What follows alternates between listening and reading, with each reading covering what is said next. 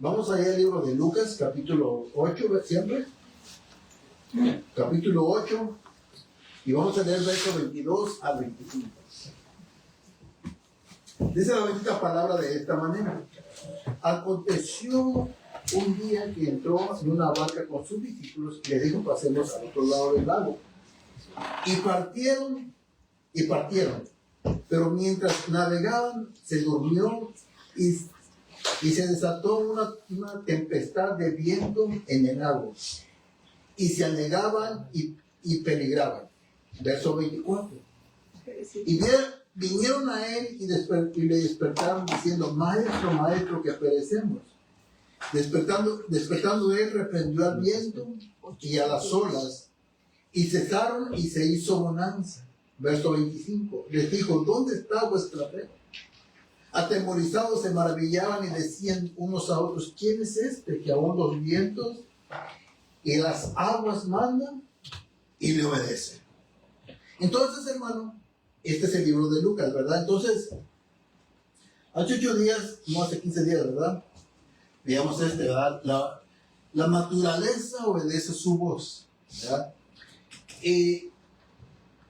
Porque vimos el alto cómo es que el Señor Jesús está en ese momento y él se despierta, los discípulos lo despiertan y él se levanta y con esa voz que él le caracterizaba ordenó a las aguas, ¿verdad?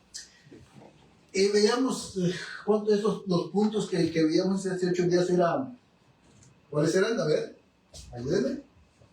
No, ya se olvidó. Se me hace que se nos vaya otra vez, hermano. No, a ver, un punto, eran 3 puntos. Después de la tormenta. Ese es uno. Ese es el 2. Bueno, él dijo el 3 y usted dijo el 2. ¿Cuál es el 1? Antes de la tormenta. Antes de la tormenta, en medio de la tormenta y después de la tormenta, ¿verdad? Estaba facilísimo, ¿verdad? Así cualquiera diría. Así hasta yo. Entonces, hermano, es importante que nosotros pongamos atención a este versículo o a este pasaje bíblico, porque les decía hace 15 días que esto no es una historia más, no es como una historieta que se escribió así como cuando usted leía a Calimán o a un Pingüín, ¿verdad? O a Condorito o las aventuras de Capulina. ¿Cuánto leían todas esas revistas? ¿Verdad que sí? Quiero que digan, yo aprendí a leer con esas revistas. Yo me aventaba ahí la de Minín, Pingüín, la de las aventuras de Capulina. Va a decir que soy viejo, pero es que la tecnología no tiene mucho que avanzó. Pero bueno, el punto es, hermano, que esto no es una historieta más. Y el otro punto, hermano, aclarar esto, que este pasaje también no es un pasaje para levantar el autoestima a las personas. Porque muchas veces yo he visto predicadores que agarran pasajes bíblicos para levantar el autoestima a las personas. Para usarlo como una charla motivacional y motivar a las personas. Hace días, unas 2 semanas atrás, me acuerdo que estaba escuchando a una persona predicar y entonces el título de la predicación se llamaba El gigante que hizo rey a David. Entonces ella ese pasaje agarró para decir que Goliat hizo que David fuera rey. ¿Usted cree que fue así?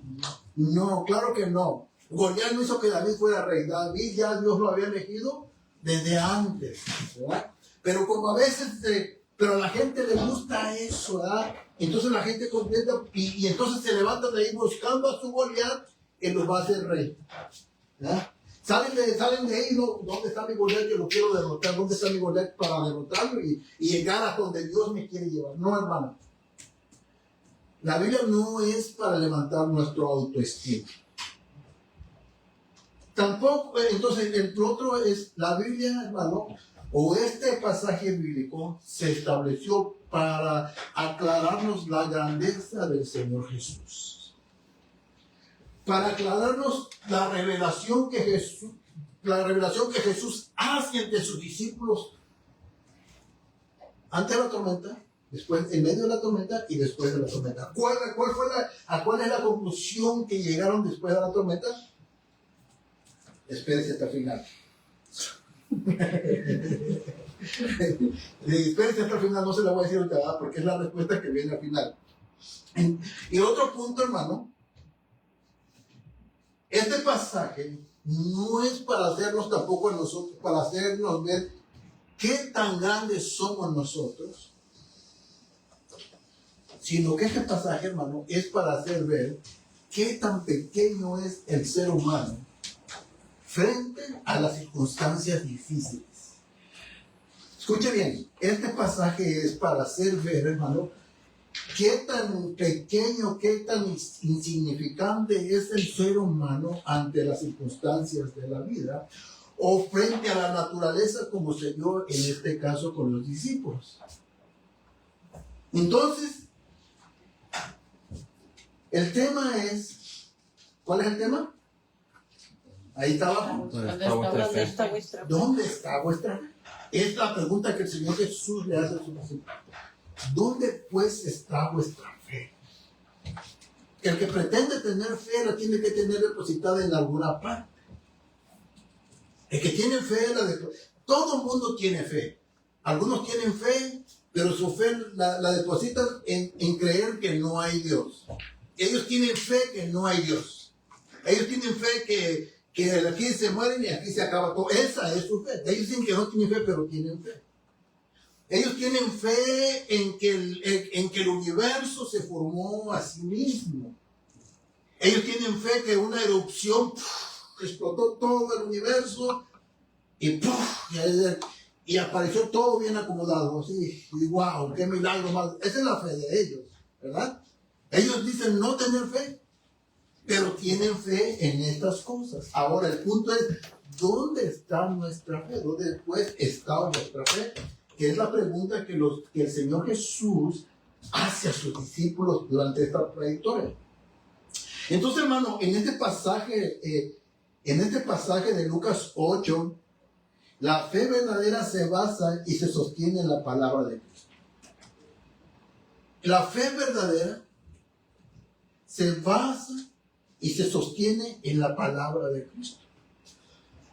Veíamos desde el capítulo 8, desde el versículo 4, que es donde inicia la parábola del sembrador, que inicia que en el versículo 11, cuando el Señor Jesús explica la parábola, en el versículo 11 dice que la semilla es la palabra de Dios, ¿verdad que sí? Entonces, basándonos en eso, el fundamento de nuestra fe tiene que ser basado en la palabra de Dios. Y luego veíamos en el capítulo del mismo verso 18 de Lucas, veíamos que el Señor Jesús decía que miremos cómo oímos. ¿Verdad? ¿Cómo pues oís? Eso es lo que veíamos en el verso 18. Pero ahora estamos aquí enfrente de una circunstancia donde los discípulos van en medio van en una barca, se encuentran en medio de un lago y se suelta la tormenta. Entonces, hermano, en la Escritura encontramos un verdadero fundamento de la fe. En la Escritura encontramos una verdad fundamental. La fe siempre está ligada a la palabra de Dios. Dios nunca se separa Dios nunca se separa su persona y su palabra, de su palabra. Escuche bien, Dios nunca se separa de su persona de Dios y su palabra, hermano, siempre son uno. Usted no puede poner a Dios por acá y su palabra por acá. La palabra de Dios siempre están juntos. Son inseparables. La palabra de Dios y su palabra son inseparables. Dios nunca se separa de su persona, de su palabra. Existe una unión inseparable entre Dios y su palabra. Por esta razón, creer en Dios es creer en su palabra. Cuando usted dice, hermano, que usted cree en Dios, pero no cree en su palabra, usted no está creyendo en Dios. Y si usted dice que cree en su palabra, pero niega en algunos momentos la existencia de Dios, usted no está creyendo tampoco en su palabra. Porque Dios se revela en su palabra y su palabra nos hace ver que esa palabra viene del mismo Dios. Entonces, hermano, por eso no podemos desligar la palabra de Dios. La fe bíblica no es un sentimiento ni una emoción pasajera. Lo que veíamos los que nacieron los que cayeron sobre la roca. ¿Cuál fue la fe del que cayó sobre la roca? Algo pasajero, ¿verdad? Algo espontáneo. Emoción, hermano. ¿Cuántas personas nosotros no hemos conocido dentro del Evangelio, hermano, que llegan al Evangelio y vienen súper emocionadas? Pero esa fe, hermano, es superficial. No tiene una profundidad, no tiene una raíz, no está arraigada verdaderamente en la palabra de Dios. Es algo superfluo. Entonces, ¿qué dice que pasó con el que cayó sobre la roca? Vinieron las pruebas y ¿qué? Y se secó. Y en la misma explicación el Señor lo da, dice, porque no tenía profundidad, su raíz no estaba arraigada en lo que debería de estar arraigado. Entonces la fe bíblica no es sentimiento, ni una emoción pasajera, ni una superstición religiosa. Entonces, hermano, nuestra fe no es una superstición religiosa. La fe verdadera es una confianza absoluta en Dios, basada en su palabra. Oiga, la fe verdadera es confianza absoluta en Dios, basada en su palabra verdadera. Entonces, bueno, la pregunta es, ¿dónde pues está vuestra fe? Esta pregunta va a estar sonando durante todo el sermón. ¿Dónde pues está vuestra fe? Cuando la fe no se apoya en la palabra, deja de ser fe y se convierte en una superstición. ¿Qué es una superstición? Es cuando usted cree en los objetos. Cuando usted vamos a suponer, ven que están los de pares de sufrir. ¿Ve que ellos le traen agüita del Jordán? Y que ponga esta agua debajo de la cama para que las malas vibras se despejen. Entonces, su fe no está siendo cimentada en lo que dice la Escritura. Está siendo supersticioso. Creen que la agüita tiene un milagro y que va a espantar los malos espíritus, las malas vibras, pues, en otras palabras, como dice Reyes. Y hay cristianos que creen que estas cosas les asustan las malas vibras. Hay otros que creen que el aceite los protege y dicen, me protejo y me protejo, ¿verdad?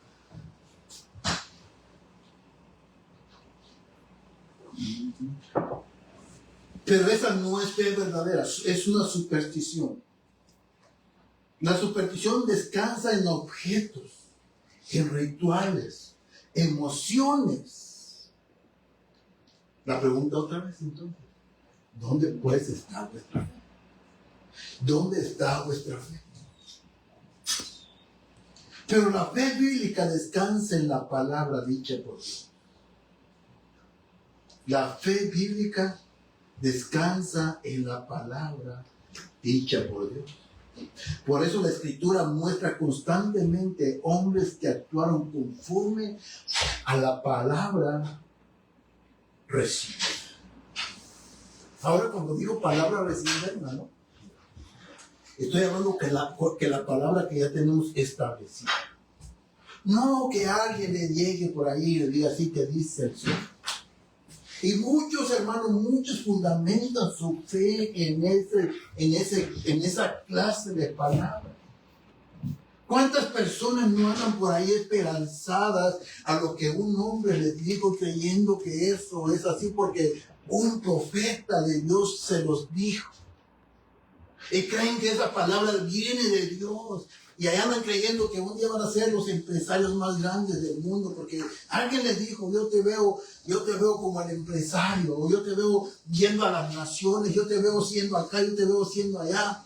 Y su fe está basada en una palabra de un hombre, y entonces su fe, hermano, no es verdadera.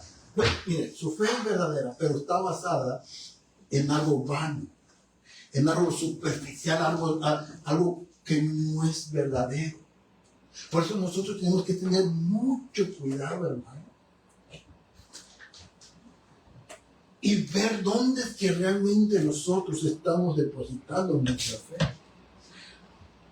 Usted no debe depositar su fe ni aún en lo que yo le digo. De eso se trata la Escritura, de eso se trata la palabra.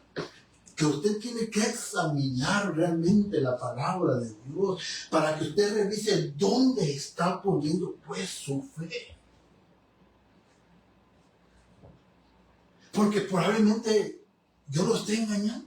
A lo mejor por ahí yo tengo mis propios intereses y por ahí le busco y de la manera de estarlo manipulando y buscar tenerlo yo aquí conmigo. Y como a veces no quiero ofenderlo, pero tampoco quiero dejar de decir esto, ¿verdad? Pero como a veces somos medios conchas, nos atenemos a lo que la otra persona nos está diciendo. Y por eso, hermano, usted ve las congregaciones hoy en día.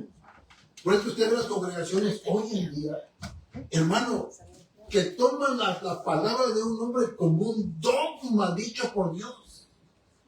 ¿Por qué? Porque no nos damos a la tarea, hermano, a investigar si realmente eso que él está diciendo verdaderamente es así. No sé, hermano, vamos en el capítulo 8, quiero decir que ya tenemos más de un año en Lucas. Bueno, hubo un tiempo que dejé de hacerlo, ¿verdad? No sé, como unos 3-4 meses dejé de hablar de Lucas. Y espero, en serio, hermano, espero, ¿verdad? No crea que es algo que yo le estoy tratando de manipular, sino que yo lo estoy haciendo es para que usted verdaderamente aprenda la Escritura. ¿Cuál fue el propósito con que Lucas escribió Lucas? ¿Alguien me puede leer capítulo 1? A ver, alguien va a ir rápido, alguien rápido. Lucas 1. A ver, ¿qué dice? Por cuanto muchos han tratado de copilar una historia de las cosas que entre nosotros son muy ciertas. ¿Síguele? Tal como nos las han transmitido los que desde el principio fueron testigos oculares y ministros de la palabra. También a mí me ha parecido conveniente, después de haberlo investigado todo con diligencia desde el principio, escribírtelas ordenadamente, excelentísimo Teófilo, para que sepas la verdad precisa acerca de las cosas que te han sido enseñadas. Para que sepas la verdad con precisión. Para que sepas la verdad con precisión. Y basada en esa verdad es donde tu fe se va a fundamentar. Es donde tu fe, hermano, es esa verdad dicha por los ministros de Dios. Esa verdad, hermano, es la que va a fortalecer tu fe. La que va a sustentar tu fe. Eso lo vamos a ver más adelante. Y fíjense, hermano, que yo creo que no voy a acabar otra vez esto, ¿verdad? Entonces la fe verdadera es confiar absolutamente en Dios y en su palabra revelada. Eso, hermano. Entonces, ¿qué es lo que tengo que yo buscar continuamente? ¿Qué es lo que tengo que buscar? ¿Qué es lo que tengo que estar yo buscando en contacto con aquello para que mi fe cada día sea fortalecida, sea fuerte? ¿Qué es lo que tengo que hacer yo? ¿Cómo? ¿Dónde voy? La fe verdadera es confianza absoluta en Dios, basada en su palabra revelada. Entonces, hermano, yo debo de estar siempre. Voy a usar esta expresión. Yo sé que usted va a decir, ¿a poco tiene pies? Pero la voy a usar. No tiene pies, pero la voy a usar de esta manera. Por eso es que usted siempre tiene que estar a los pies de la palabra. Usted, hermano, siempre tenemos que estar al pie de la palabra. Al pie de la palabra.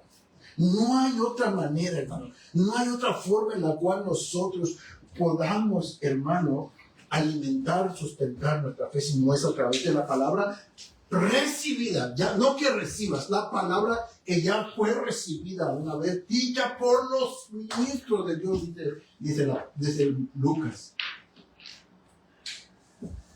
Continuamos. Por eso la Escritura muestra constantemente hombres que actuaron conforme a la palabra recibida. Entonces, como decía, este actuar de esta palabra recibida es lo que Dios dijo. Entonces vamos a aprender, vamos por unos. La fe bíblica siempre está ligada a la palabra de Dios.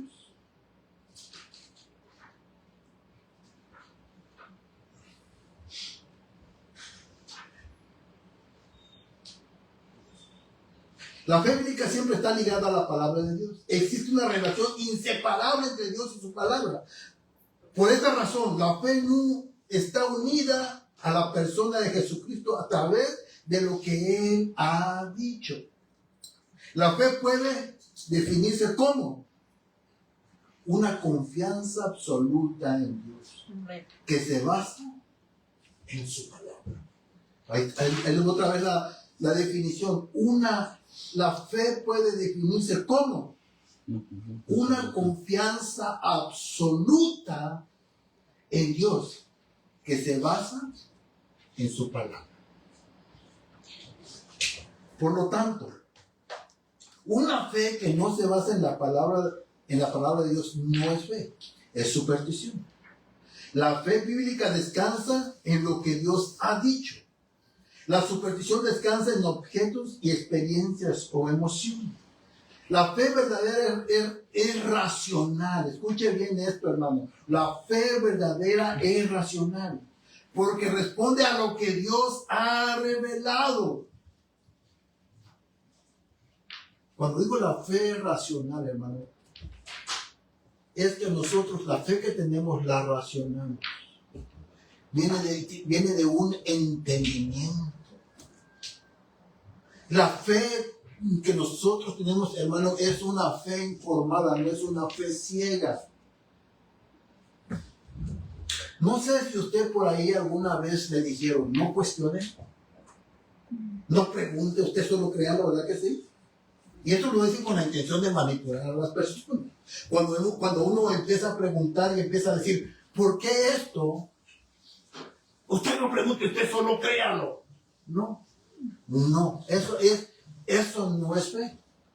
Eso no es fe, que vamos a ver qué es eso. La fe que usted y yo tenemos, hermano, es una fe informada, basada en las Escrituras. Entonces, todo lo que usted cree, lo cree porque hay algo que le dice que así lo tiene que creer. Cuando nosotros éramos niños y nuestros papás nos mandaban a algo y nosotros o nuestros padres nos prohibían algo y nosotros preguntábamos por qué, cuál era la respuesta de nuestros padres. Porque soy tu padre o soy tu madre, no vas por eso y ya. Y se me calla y punto. Y yo me decía, pero la fe en Dios, hermano, no es así. La fe es Dios te está diciendo por qué tienes que hacer esto. Y entonces, hermano, tú estás alimentando tu intelecto con la palabra del Señor. Una hermana hace rato compartía un versículo que decía que renovaos vuestra mente con el poder de su palabra. Entonces tenemos que renovarnos, pero ¿con qué? Con la palabra del Señor continuamente.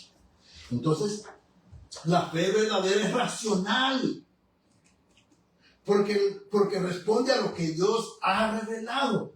Cuando la fe deja de basarse en la palabra, se convierte en, escuche, emocionalismo, tradición nominal. Tradición nominal. ¿Qué es tradición nominal? Lo creo porque así lo creen todos. Oye, ¿por qué crees tú? Porque así lo creen. ¿Por qué vas a recoger huevos ahorita en La Pascua? Es que todos van a recoger huevos. ¿Cómo dicen aquel que a donde fuera esa lo que vienes, quién es ese? A donde fuera esa lo que vienes, quién es el que hace eso? Hay un dicho que dice, no me acuerdo quién persona decía que... Bueno, algo, la idea es esa, diría el Chapulín Colorado, ¿verdad? ¿Cuál era? ¿Cuál dice? Que hay un dicho que dice que a donde fueres haz lo que vienes. Ah, sí. Pero ¿cómo es? Pero ¿quién debe aparecer un personaje antes el nombre de una persona? Pero bueno, entonces hermano, la fe nominal es lo hago porque el pastor lo dice que lo haga. La fe nominal es lo hago porque el pastor dice que así es. Sí, pero entonces tú tratas de mostrarle la escritura y dices, no es que Dios se lo reveló al apóstol.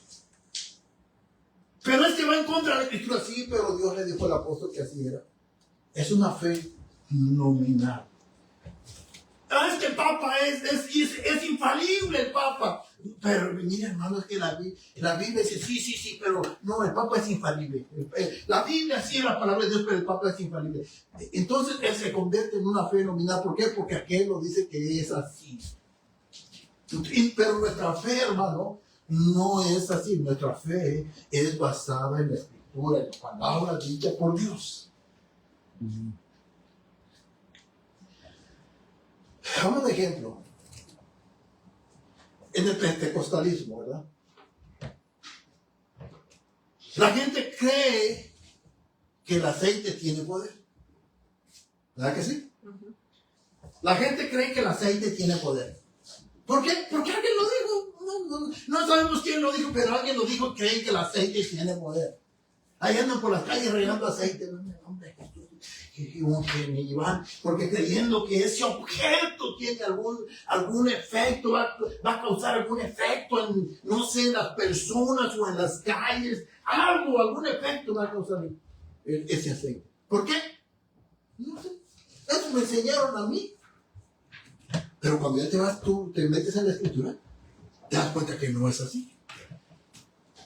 Que no hay objeto, entonces no hay objeto, no hay superstición que tenga un poder alguno sobre las cosas.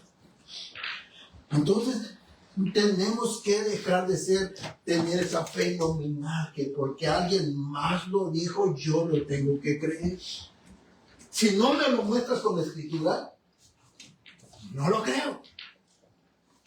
Si no me demuestras a mí, hermano, esto fue lo que dijo Martín Lutero en la dieta de Worms, que dijo, cuando dijeron, Martín Lutero, ¿renuncias a esto? Y yo, no, ¿por qué voy a renunciar?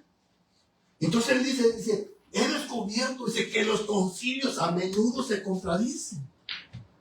En los concilios que han venido gobernando la iglesia durante siglos, entre sí se contradicen. Dice. Entonces, dice, si no me muestran con la Biblia, no lo acepto. No, ¿por qué voy a aceptarlo? Mi conciencia está sujeta, mi conciencia está cautiva de la palabra de Dios. Y es contrario ir en contra de mi conciencia, porque ir en contra de mi conciencia es ir en contra de la palabra de Dios. Y quiero decir, hermanos, que hoy muchos renuncian a ese derecho que Dios nos otorgó. Y hermano, creen y no pueden levantar, no pueden chistear su voz porque el apóstol se enoja, el profeta los excomulga, los trata de rebeldes y tienen una fe nominal, no una fe basada en la escritura.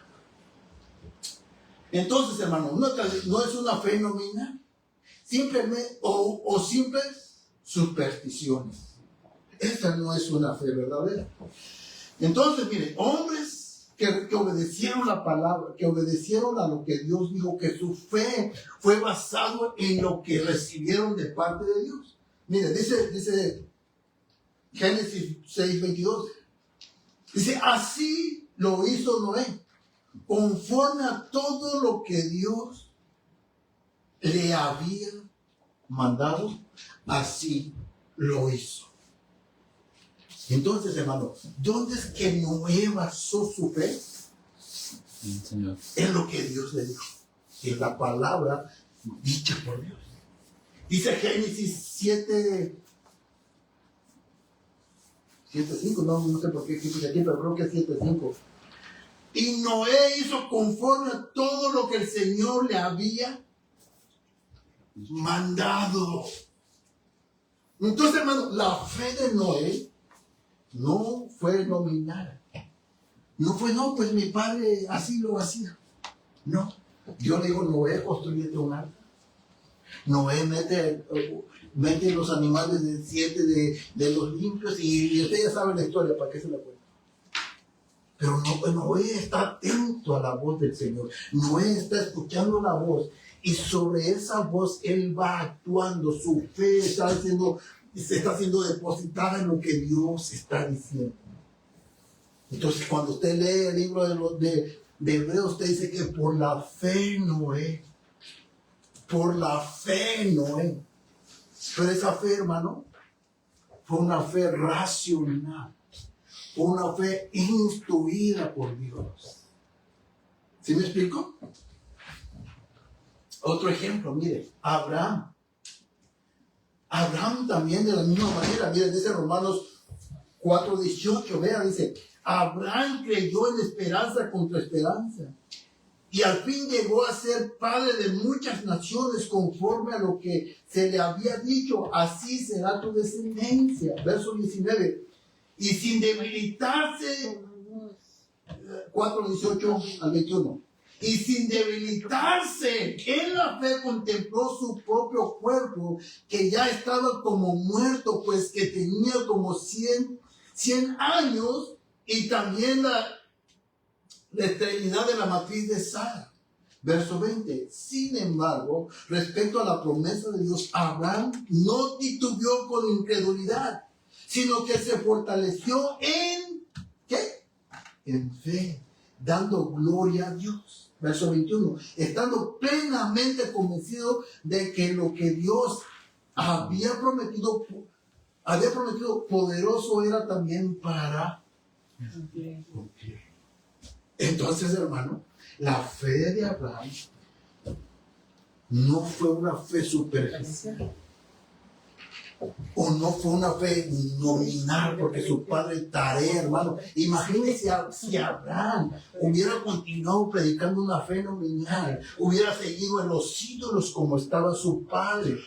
Una fe heredada de su padre, una fe basada en ídolos. Más sin embargo, Abraham escuchó la voz de Dios, creyó a la voz de Dios, depositó la fe en esa voz que le estaba hablando y siguió aquella voz que lo estaba guiando. Entonces la fe de Abraham fue basado en lo que Dios le dijo. Entonces Abraham creyó contra esperanza, porque estaba plenamente convencido de que Dios era poderoso para cumplirlo, lo que había prometido. Esto nos lleva a una pregunta fundamental. Déjenme tomar agua y le hago la pregunta.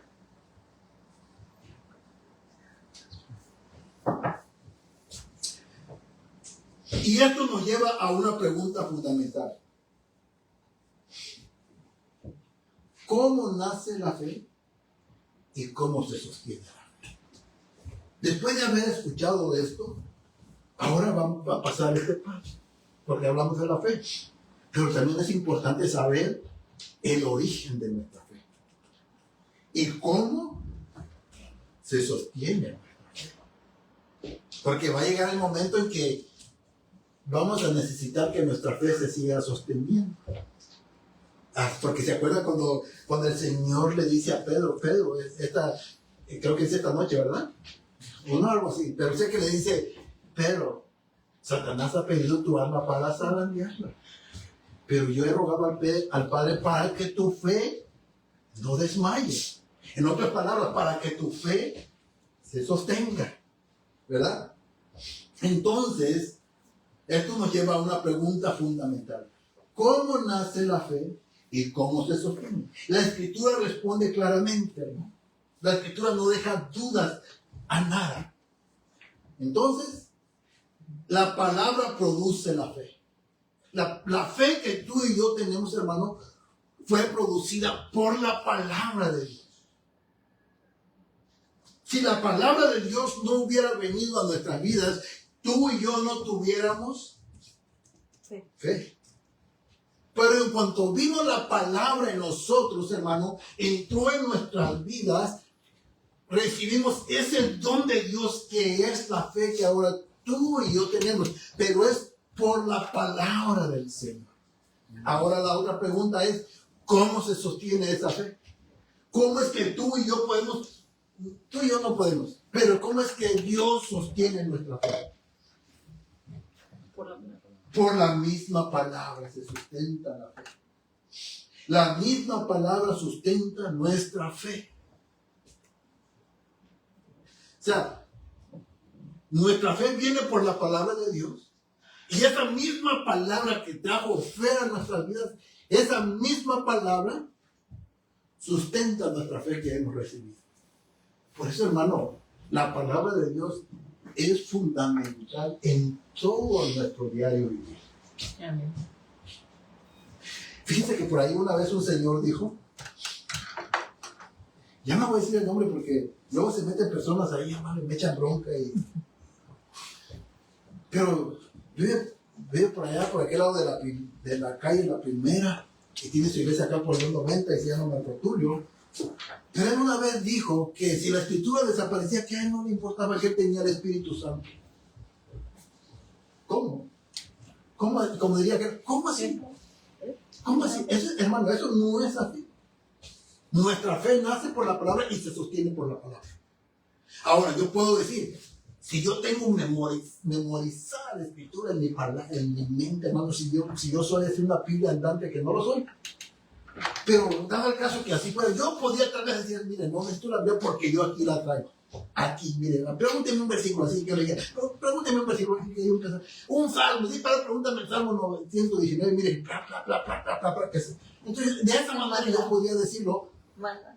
Yo podría decirlo, no necesito la palabra porque yo lo creo, pero si yo digo, yo no la necesito porque tengo el Espíritu Santo, no, esa es una herejía. Las escrituras dan testimonio de quién? Del Señor Jesús. Entonces necesitamos la palabra del Señor continuamente en nuestras vidas. Nadie puede creer en Dios si no es por medio de la palabra. Nadie puede creer en Dios si no es por medio de la revelación de la palabra. Nadie puede creer en Dios si no es por medio de la revelación de su palabra. Y ahorita, mire, aquí están las citas bíblicas. Apúntenle. La fe nace por la palabra. Romanos 10:17. Si se sabe ese versículo, ¿verdad?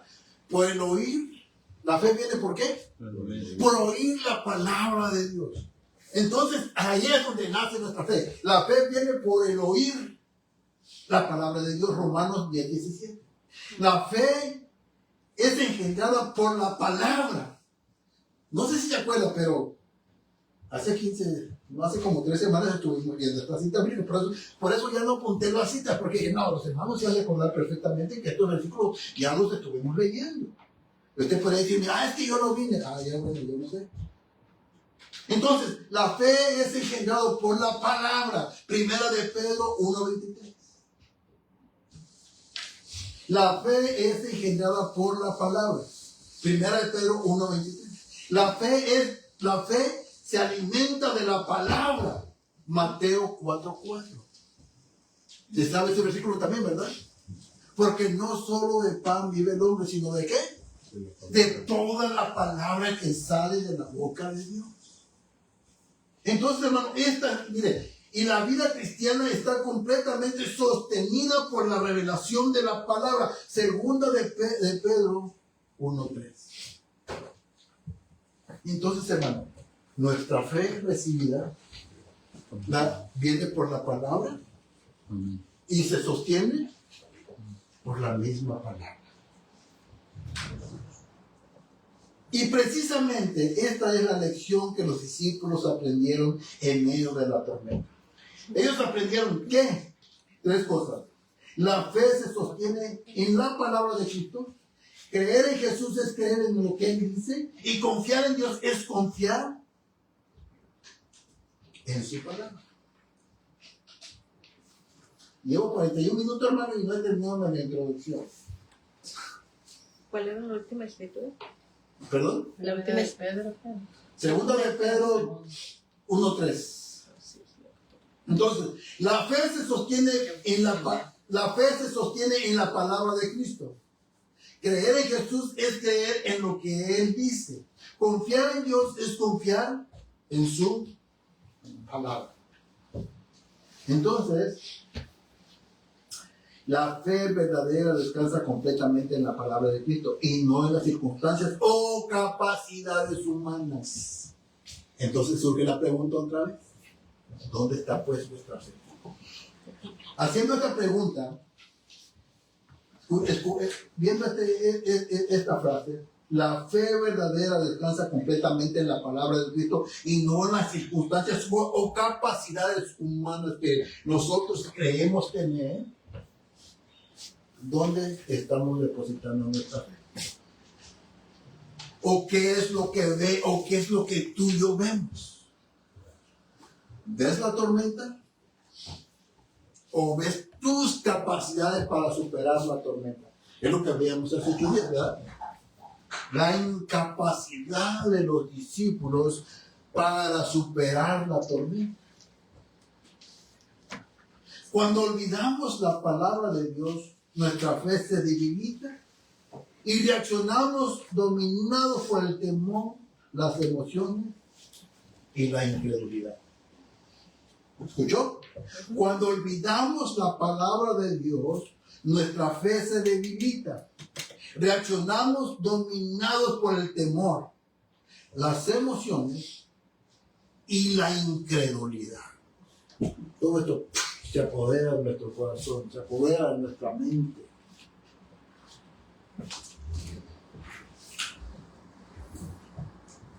Entonces, hermano, y todo esto que estamos hablando, de la fe, de la palabra del Señor, es lo que el Señor trata de, lo que el escritor de Lucas trata de que tú y yo entendamos en el libro que él está escribiendo a su amigo Teófilo. Entonces, el contexto de Lucas 8, Jesús está enseñando acerca de cómo oímos la palabra.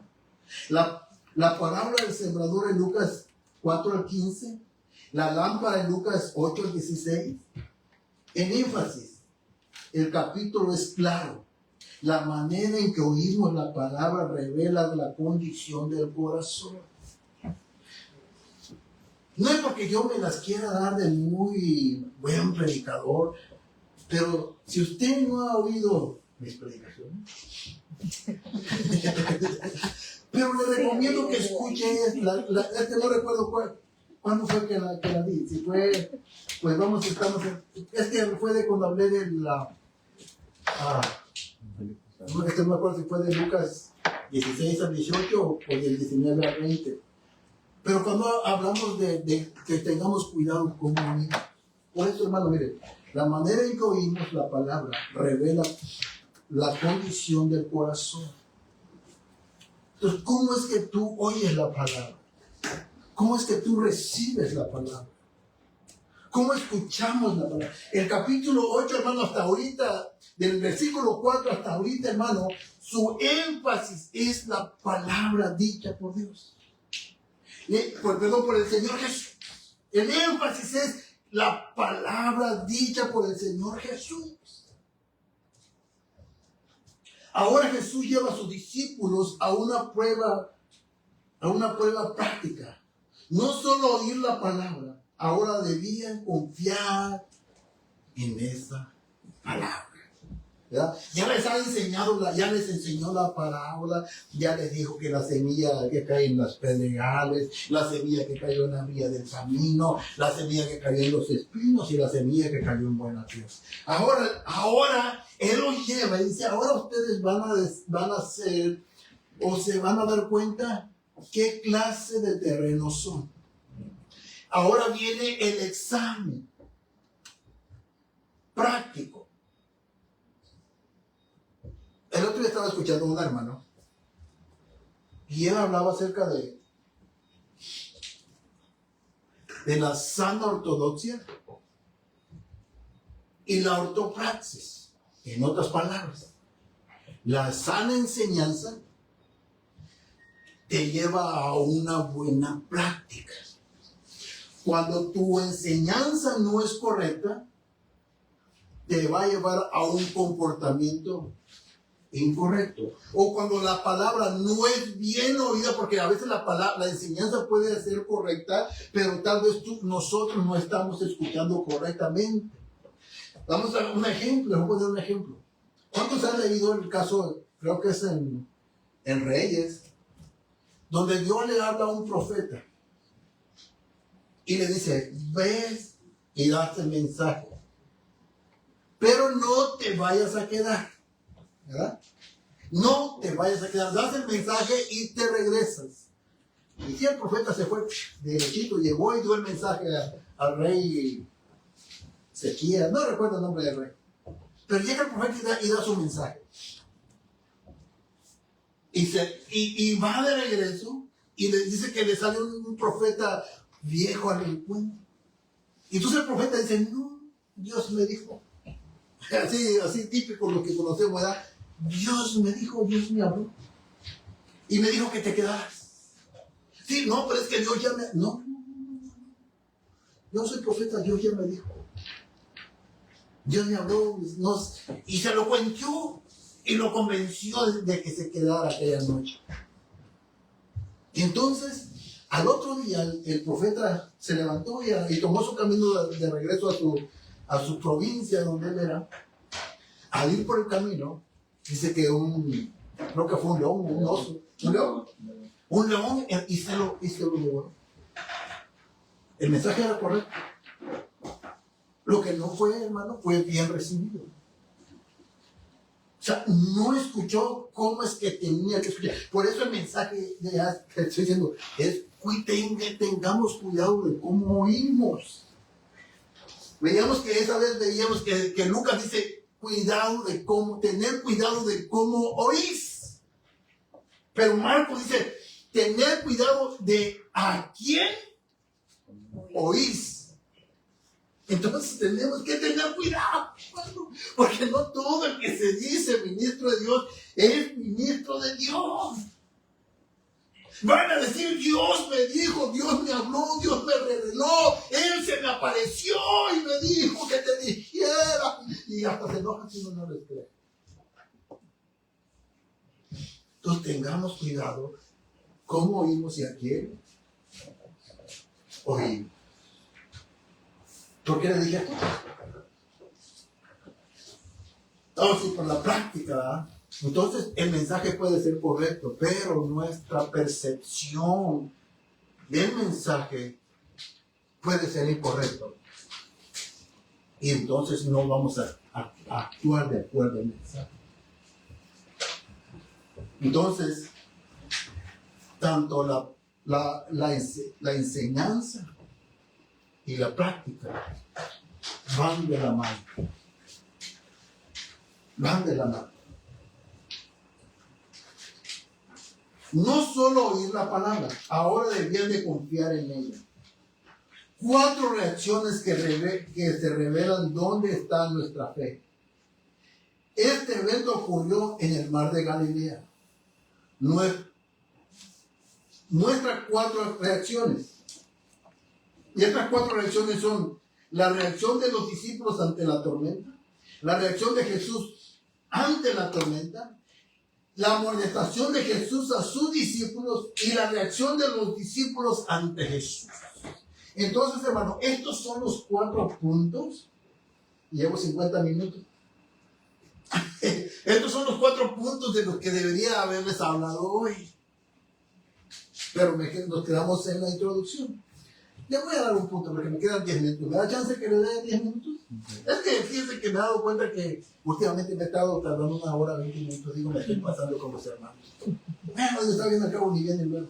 Perdón, me voy a aprovechar. Pero los hermanos que sí vienen dicen, oye, para nosotros qué culpa tenemos, nosotros venimos que 8 días. ¿Vea? Entonces, 4 reacciones que revelan dónde está nuestra fe. Entonces, nuestro punto número 1, la reacción de los discípulos. Toda la reacción de los discípulos fue de terror frente a la tormenta. Fue de terror.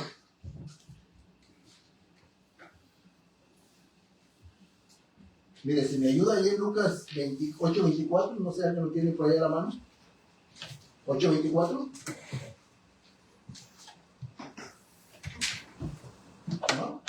¿Quién dice yo? Yo. A ver.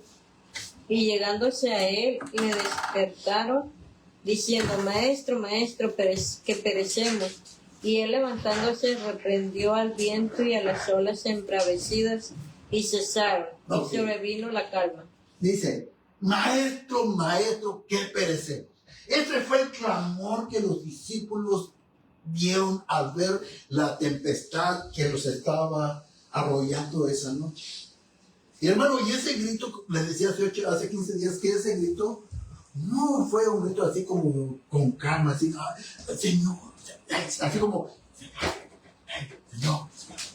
Señor, la tormenta ya no, hermano. Nos sacudieron. No, fue un grito de desesperación. Maestro, ¿qué perecemos? Y mire, pero Marcos, ¿cómo lo dice Marcos? 4:38 de Marcos dice, ¿no tienes cuidado que perecemos? O sea, Marcos le da un tono más como, casi como hasta molestos los discípulos, ¿verdad? Oye, Señor, ¿no tienes cuidado que no ve la situación? ¿Qué no ves qué es lo que está pasando a nuestro alrededor? Porque a veces así nos sentimos, porque eso nos han enseñado. Reclámale a Dios tus promesas, ¿verdad que sí? Eso nos han enseñado. O sea, bueno, ahorita ya no, ¿verdad? Pero durante mucho tiempo nos enseñaron eso, a reclamarle a Dios, y allá uno llega así como que, sí, Señor, pues yo te sirvo todos los días, y tú has visto que yo no fallo a ningún punto, diezmo, y como que le estamos, ¿y por qué me está pasando esto si soy tu hijo? Tú me dijiste en una profecía que era como la niña de tus ojos. Y hermano, y nos creemos con derecho de reclamarle a Dios. Entonces los discípulos tienen esta actitud. ¿No tienes cuidado que perecemos? ¿No tienes cuidado que perecemos? Les voy a dar una hora cuando lleguen, quedan 6 minutos, ¿ok? Dice Marcos, mire, pero Mateo lo describe de esta manera, Mateo 8:25. Señor, sálvanos que perecemos. Este fue el grito de desesperación. Señor, sálvanos que perecemos. Yo que voy a tener que agarrar más la mano para que no. Señor, sálvanos que perecemos. Pero ese fue un verdadero grito, hermano, de desesperación. ¿Cómo cree usted que sería el grito de Pedro, hermano? Cuando dice que Jesús va caminando sobre las aguas aquella noche también. Y que entonces Pedro así dice, bueno, si eres tú, permite que yo vaya hacia ti, ¿verdad? Y entonces que el Señor dijo, claro que sí, dale pues. Y entonces que Pedro empieza a caminar. No sé cuántos pasos daría, ¿verdad? 2, 3 pasos y que se hunde. ¿Cuál fue el grito de Pedro?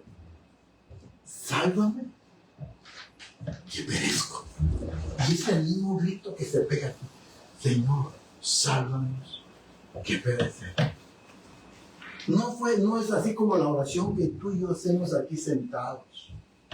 No, hermano, tú y yo aquí oramos y les decía hace 15 días que hasta buscamos palabras así que tengan un ritmo, así que lleven una consonancia una con la otra, así que suene converso. Procuramos no desentonar en la oración y así como bien elocuente, Señor, tú que estás en los cielos, Padre, excelentísimo Señor, que gobiernas sobre las alturas, que tu manto cubre todo el universo, tus pies se sientan sobre la tierra. Estamos tú y yo sentados aquí con el aire, me lo bajan, yo tengo 65, pero ustedes se sienten muy cómodos con el aire 65, me lo ponen a 70 y mire, estoy sudando.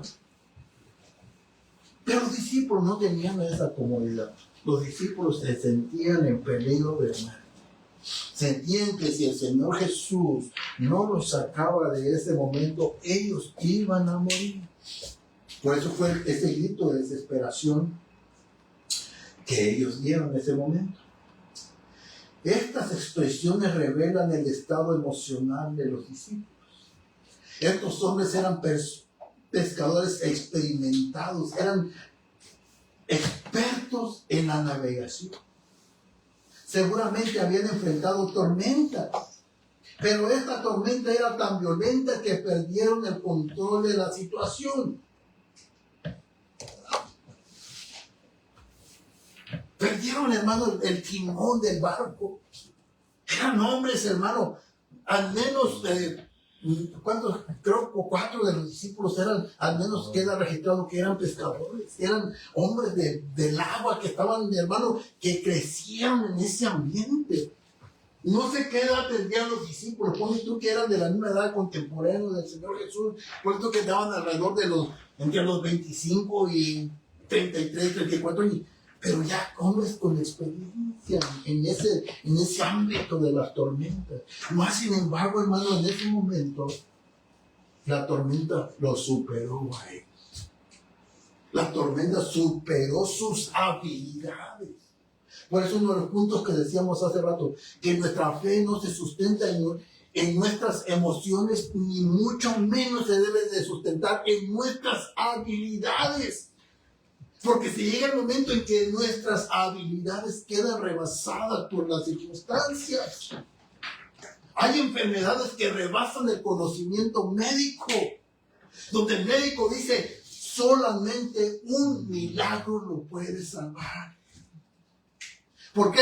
Porque esa enfermedad ha rebasado la capacidad y el conocimiento que el ser humano tiene para sacar, para poder ayudar a la otra persona. Y ahí es donde viene, hermano, totalmente la dependencia de Dios. Ahí sí no le queda al hombre, hermano, más que reconocer totalmente su incapacidad.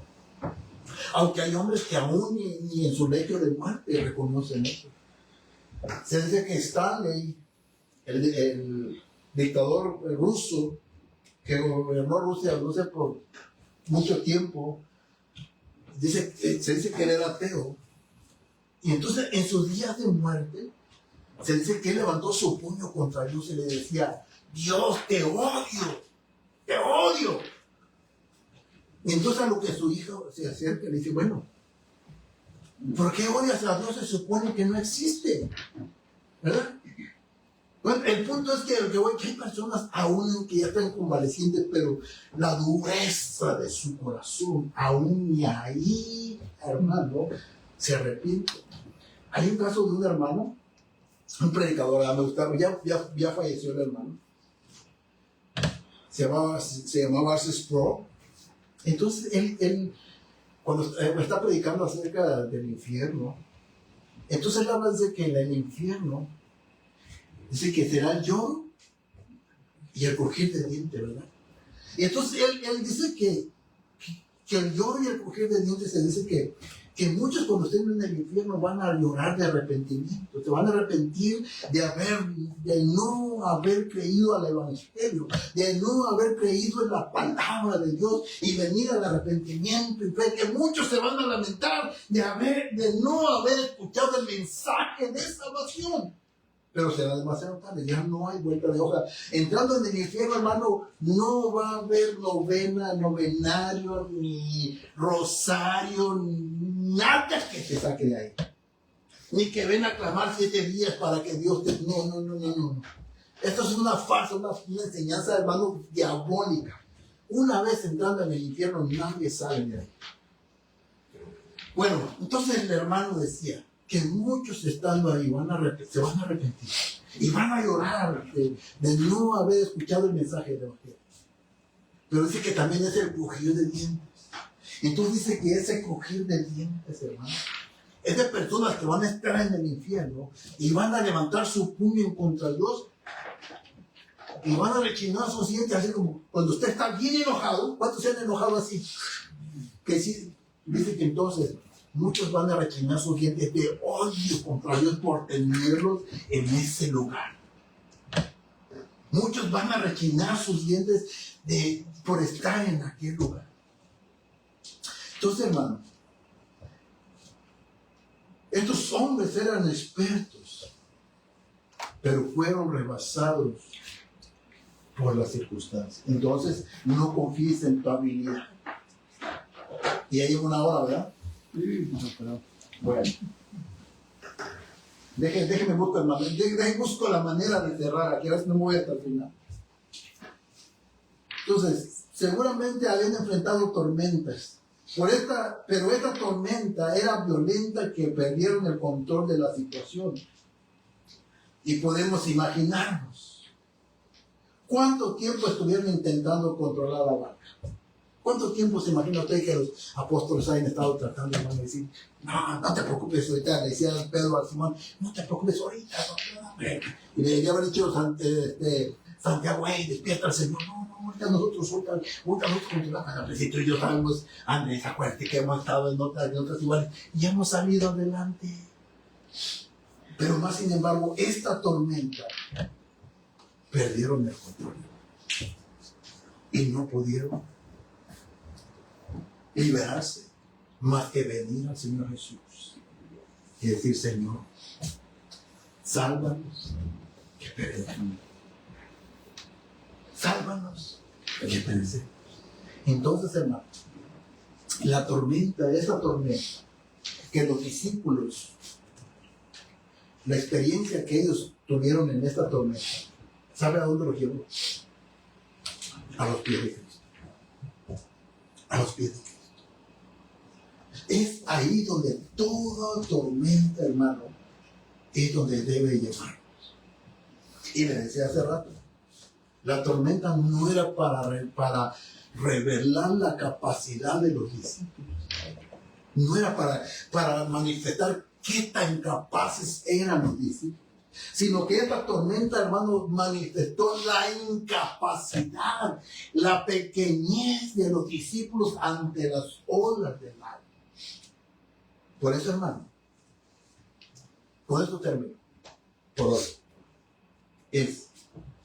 La tormenta llevó a los discípulos a los pies. Los llevó al trono de la gracia.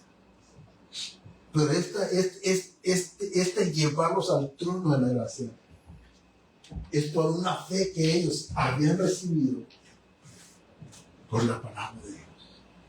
Ahora esa misma palabra de Dios iba a sostener lo que ellos habían creído. Amén. Bueno, entonces déjame gracias al Señor.